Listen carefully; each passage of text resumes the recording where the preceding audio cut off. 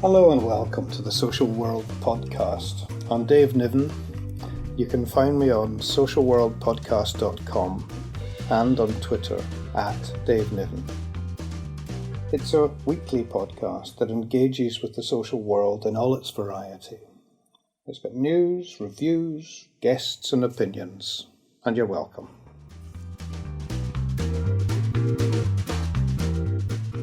Oh, hello. Well, this is podcast number 5 in the series, sponsored by David Niven Associates, and you're very welcome. I'd like to welcome those of you who are regular listeners. Welcome back, and thanks for your feedback. I'd like to welcome those that are new listeners and hope that you find it interesting.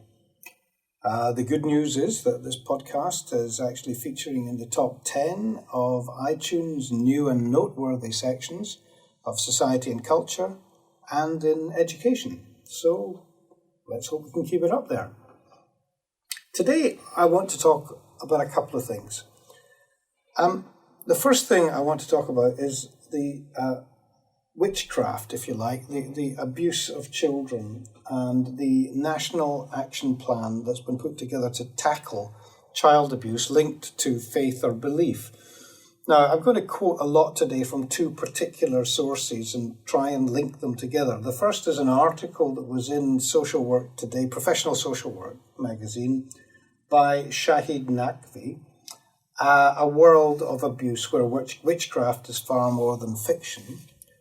And I'm going to interlink that with the executive summary of the National Action Plan to actually tackle child abuse linked to faith or belief that was put together with a whole variety of the great and the good, the government, non-government, charities, etc., and child protection campaigners. Now, we all know that there have been some horrific cases reported in the media, and one of them that changed the face of child protection hugely happened when Victoria Climbié, who was 8 years old at the time, died in 2000. She was abused and tortured terribly, accused of being possessed by demons. And it was really shocking, very high profile. Some of the things that were done to her were just terrible. Torture, pain, degradation, deprivation, everything you could possibly imagine. All in the name of exorcising the demons. And the horrific circumstances of her death did lead to fundamental changes in child protection practice in England. Now, in 2006, Eleanor Stobart was commissioned by the government to write a report called Child Abuse Linked to Accusations of Possession and Witchcraft. And it concluded that the belief in witchcraft and possession by evil spirits was widespread. And moreover, it actually found that the belief was not confined to particular countries, cultures or religions, nor to recent migrants. And that, according to the article in Professional Social Work, confounded stereotypical assumptions, and quite rightly too. They also mentioned in that article the equally shocking death of 15-year-old Christy Bamu, who was drowned in a bath on Christmas Day in 2010 during an exorcism after being repeatedly tortured by his sister and her boyfriend. Now, according to Stobart, there were only about 38 cases of abuse involving 47 children in which possession or witchcraft was proved to have been a factor, and that was actually between the years 2000 and 2006, so in a 6-year period, which is really not very many when you think about it. However, the belief is quite deeply held that that's only the tip of the iceberg. And about nearly 100 potential cases have been reviewed in that study, and experts believe, as I said, that that's only the beginning of understanding this, and there's far, far more to be discovered. So, it takes me on to 2011 when Tim Loughton, who was then the Undersecretary of State for the Parliamentary Undersecretary of State for Children and Families, he convened a national working group, if you like, that was actually chaired by the Department for Education. And they were actually tasked with the idea of developing a national action plan for England. And it encouraged activity both on a national level and on a local level to raise awareness and an understanding of abuse that's linked to faith or belief. The other brief of this was to develop skills within practitioners and to support the communities to prevent this kind of abuse. In other words, raising awareness and reminding people that this fell totally, fairly and squarely within the remit of child abuse. Now, that plan was organised into 4 different particular themes, if you like. First one was to do with engaging the communities, as I just said. The second one was empowering practitioners. Thirdly, was to support the victims and the witnesses to this, because obviously there was lots of witnesses, siblings, etc., who were totally traumatised by seeing what their brothers and sisters were made to go through. And the fourth one was actually managing to communicate key messages to professionals working in the field of child protection. Now, it made a statement at the beginning that said, child abuse is never acceptable, wherever it occurs and whatever form it takes. Abuse linked to belief, including belief in witchcraft or possession, is a horrific crime which is condemned by people of all cultures, all communities and all faiths. And this plan was intended to help raise awareness about it. And the National Working Group was, if you like, a combination of central government, local partners, faith leaders, voluntary sector organisations and the Metropolitan Police. And there was 2 or 3 prominent African charities represented in this group as well. Now, it didn't include, and this is quite important, I think, it didn't include child abuse within culture or faith contexts. For example, equally important, equally horrific situations such as female genital mutilation or forced marriages. And it didn't also consider situations, for example, where the abuse was in a religious setting, in a religious community, such as paedophiles, abusing children in a religious setting, priests within the Catholic Church, etc., that we all know is a particularly horrific situation, and that's still being teased out, still being discovered, and still have lots of challenges involved with it. But it didn't include that. So these were all excluded from this. Now, in the actual article in Professional Social Work, he quoted an organisation called Witchcraft and Human Rights Information Network, which offered an online information resource. That's the Witchcraft and Human Rights Information Network. Now, Gary Foxcroft, who the founder of this network, has said that there's a lack of awareness, really, among professionals, and that remains an issue that's got to be addressed still. I mean, your main challenge, he said, is that your average social worker or health worker is going to find these issues extremely difficult to work with. And if you mention witchcraft to the average person in the street, some of the first things they think about is Harry Potter or the films to do with that, or some such fictional events that people think have been kind of made up for entertainment purposes. You couldn't be further from the truth.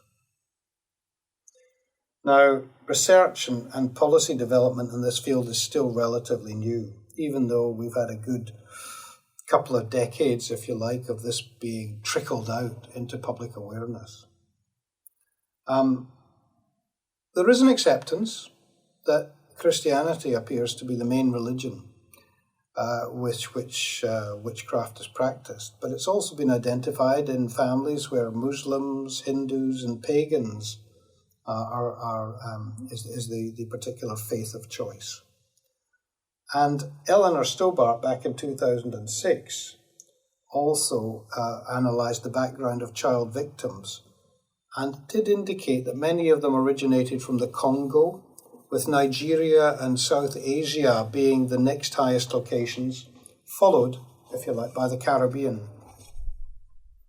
So this whole action plan, or this whole drive, if you like, within the communities at the moment to shine a light on this issue isn't about challenging people's beliefs, but it's where these beliefs lead to abuse that must not be tolerated.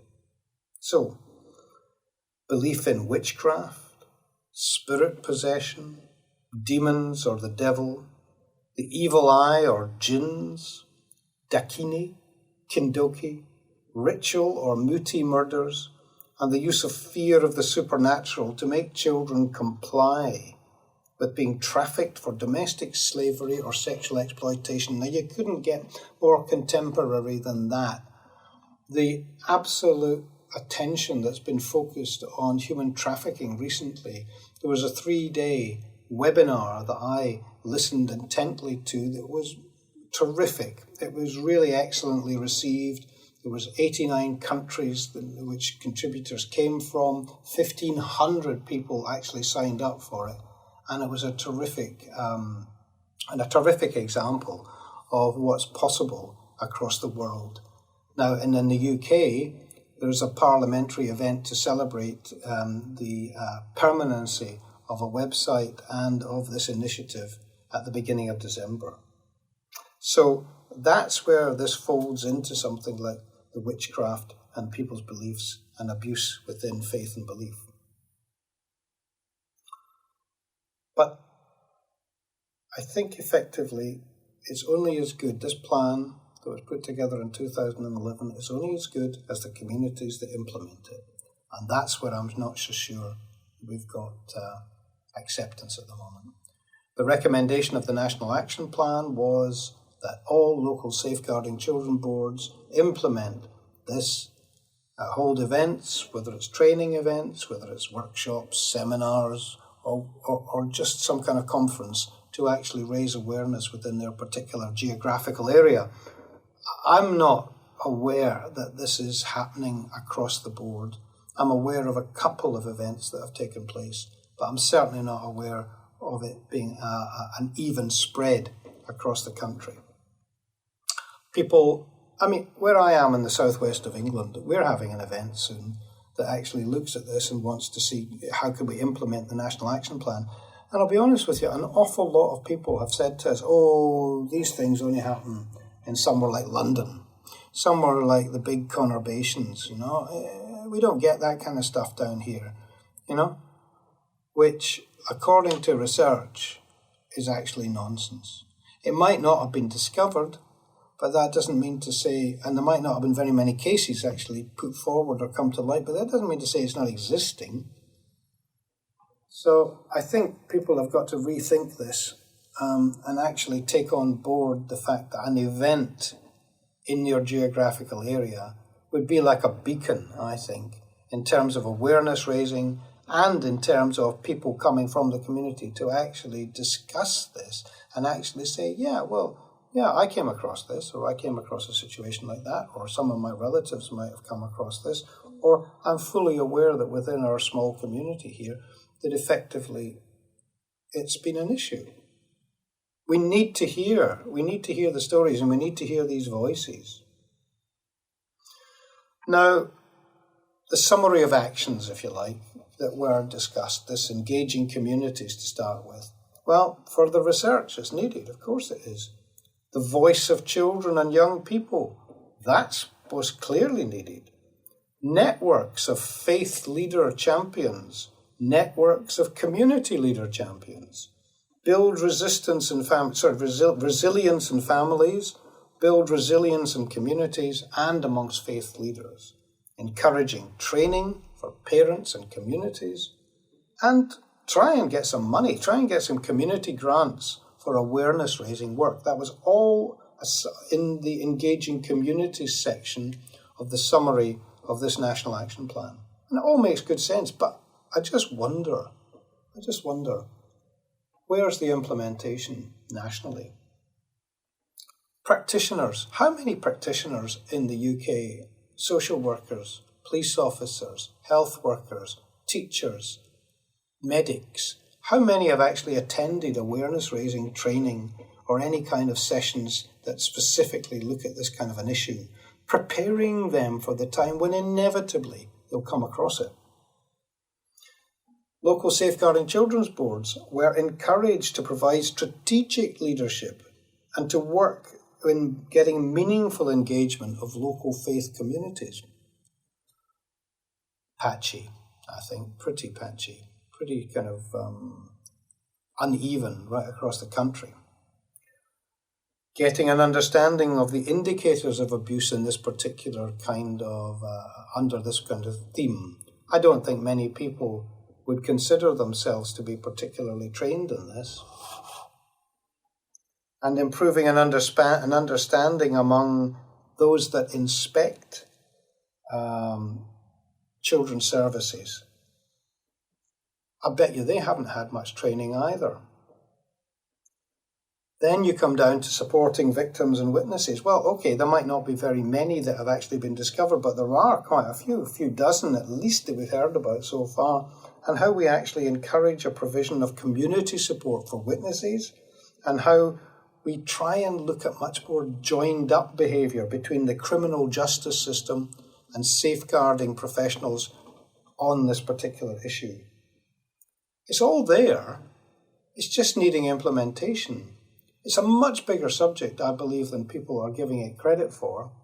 It's a far more serious subject, equal, if you like, in my view, to child trafficking or FGM or any of these other horrible practices that take place. But it just hasn't received the attention or seen the light of day. And I think it's about time that it actually did.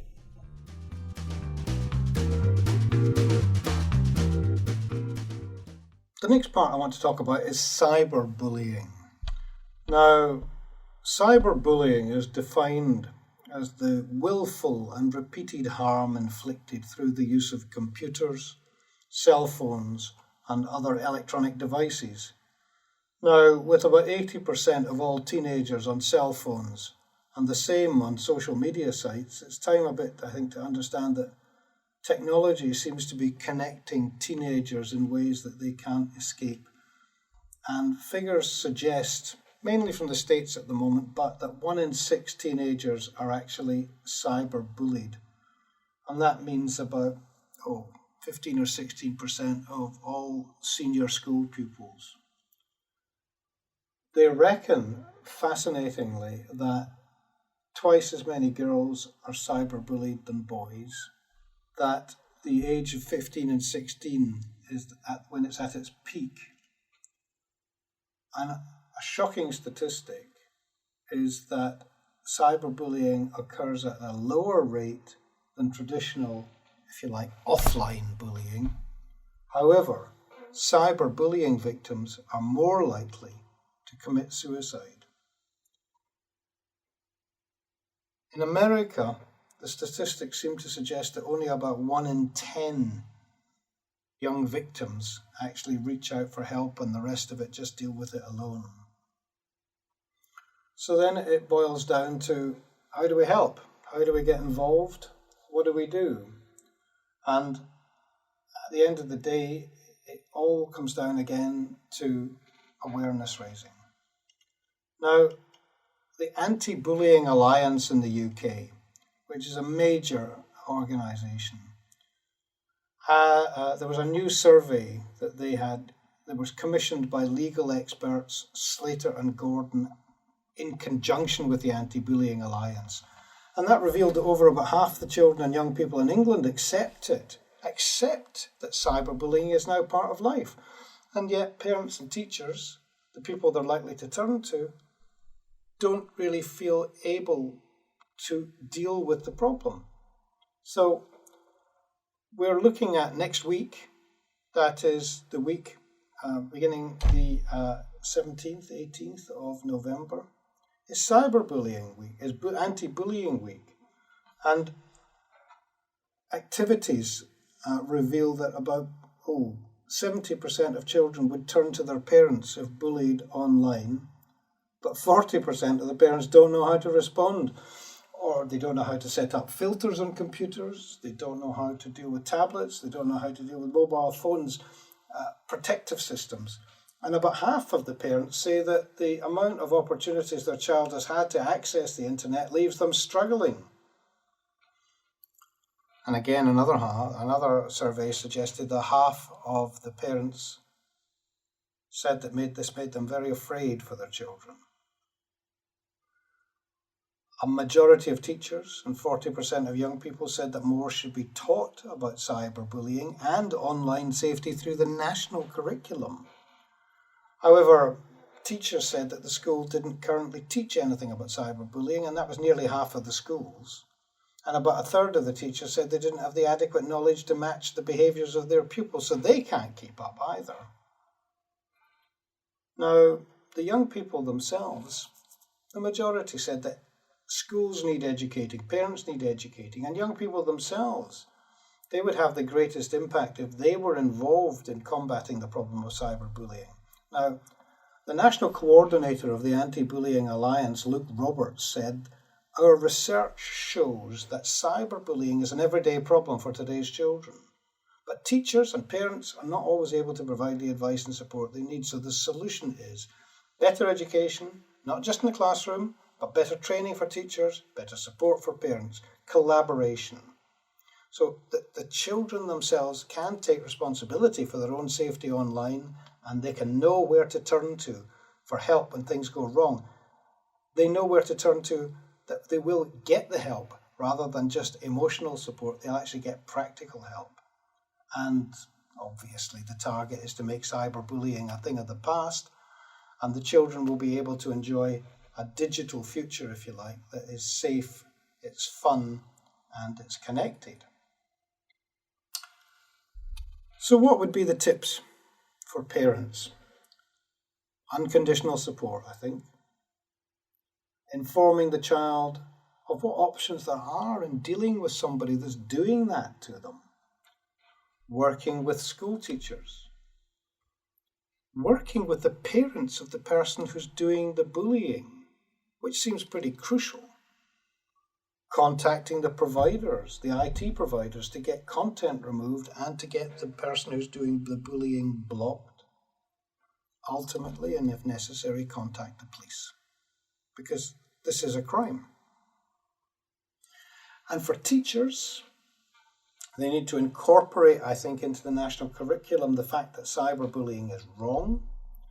They need to listen to and respond to the fact that all reports of bullying need to be given good attention. It may well be useful to incorporate into schooling projects about cyberbullying. They need to document complaints, to actually show statistically just exactly what's actually being said, what's going on.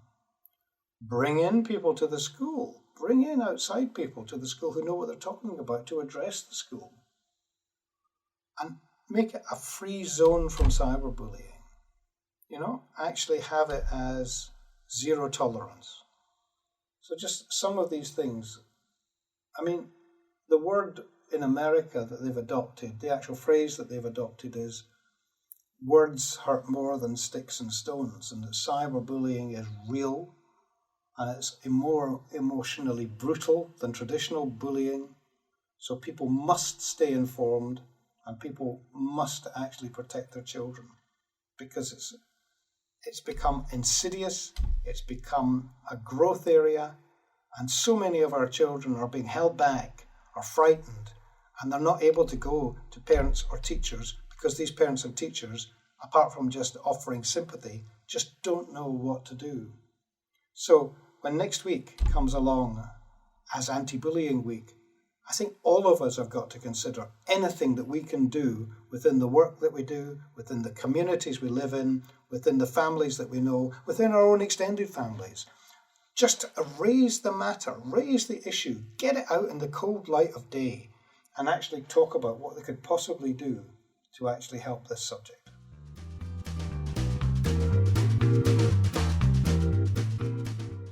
I was sitting tonight waiting in between some interviews I was doing for television. I did an interview for Sky News about that poor little boy Hamza Khan in Bradford and the circumstances surrounding the serious case review after his death. And after I'd done Sky News, and then we did a little bit more as what they call a recorded part to be put out later on tonight.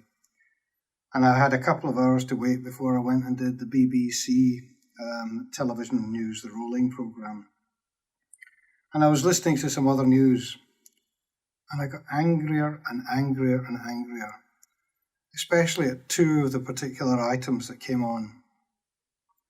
Remember this, it's in a backdrop that we have today where, for example, electricity and fuel prices are going up way beyond the level of inflation. And there are families in this country, lots of them, who are having to choose between food or fuel, going cold or eating, feeding the families or actually keeping them at least warm enough, which is just ludicrous. The poverty is increasing in this country and the deprivation levels are actually going sky high in loads of our communities. And then on comes these particular pieces of news. A Francis Bacon picture in New York sold for $140 million. $140 million for a piece of artwork. And then later on I heard that a diamond in Geneva was sold by Christie's for £52 million. Now you add the two of them together and you've nearly got 200 million. What could that have done to alleviate a community, to give them a quality of life, to stop children scratching around on the floor for scraps, to stop elderly people freezing to death? We've apparently got a big freeze coming, a big cold snap coming. It's going to be one of the most severe winters on record, or at least for a long, long time, and lots of our elderly people are going to die of hypothermia. £200 million for artwork. I just think the whole thing is absolutely appalling. And people have got to really look at themselves in the mirror tomorrow morning. Now, as well as that, what I was reflecting on during that time, because I do quite a bit of television and quite a bit of radio now, and as you do with anything, just like riding a bike, you get quite experienced at it, you get quite interested in it, and suffice to say, I think I can teach people quite a bit about it. And David Niven Associates now, my company, does now media training for quite a lot of groups in the country, quite a lot of people. And we're going to be offering it for far more. So, firstly, obviously, if you want to get in touch about media training, please do so. I can talk to you about it. It really can get your message across in a much sort of broader community than you might well be able to. And it also gives you opportunities to learn how to use the media, broadcast media, written media, social media, absolutely. So get in touch about that if you'd like. But just generally, I think we've got to look upon the media now as the window in the world for most of the community. And if we can get the good stories out there, if we can get the real world stories out there, and not just the fluff, then I think to a large extent I'll feel much better about having made a contribution. Anyway, thanks for listening to today's podcast. I appreciate it. And if you'd like to register, listen more, I'd even appreciate it more. So thank you. See you next time.